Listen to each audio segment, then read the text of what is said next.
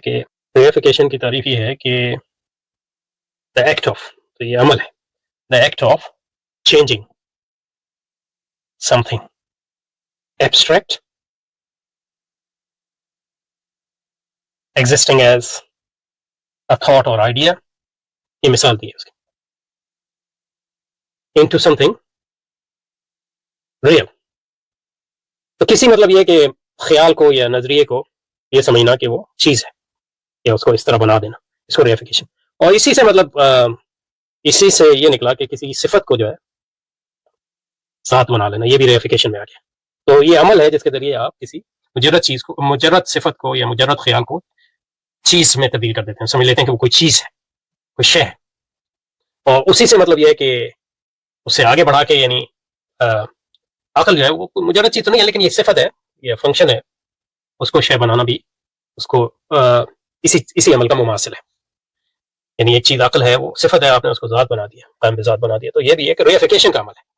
اب ریفیکیشن کے لیے اردو میں کیا لفظ ہے؟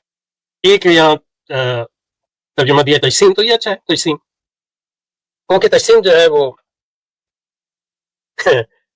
بہت زیادہ اسپیسیفک ہو جاتا ہے، لیکن تجسیم بھی ٹھیک ہے. تجسیم جو ہے ریفیکیشن کی ایک شکل ہے، یعنی ہر ریفیکیشن لازمی نہیں کہ وہ تجسیم ہی ہو، کیونکہ قائم بذات چیز جو ہے جسم کے علاوہ بھی ہو سکتی ہے، مطلب ایسی چیز بھی ہو سکتی ہے جس کا جسم نہ ہو، مطلب یہ ہے کہ وہ ایک نورانی مخلوق ہو، یعنی تصوراً تو ممکن ہے. عربی میں بھی زیادہ تر نے تجسیم کیا، لیکن ایک یہاں دیے ہوئے تشیع، یعنی شے بنانا، تو وہ زیادہ اب یہ نہیں پتا کہ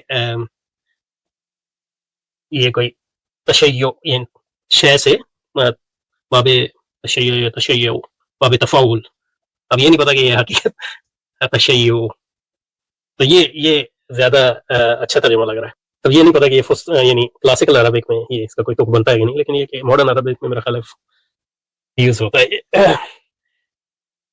فارسی میں بھی تجسیم دیا ہوا ہے زیادہ تر، لیکن یہ ہے کہ گوگل ٹرانسلیٹ نے جو دیا ہے وہ زیادہ مناسب ہے. وہ ہم اردو میں بھی استعمال کر سکتے ہیں، شے سازی، یعنی کسی چیز کو شے بنانا، تو یہ اچھا ہے. یا ایک اور فارسی میں چیز وارے کرنا، تو یہ بھی یعنی اردو میں بھی چیز وارے کرتا ہے، یہ میرا خیال زیادہ مناسب ہے، تشیع اور شے سازی. اچھا جی، تو واپس چلتے ہیں ٹیکسٹ کی طرف.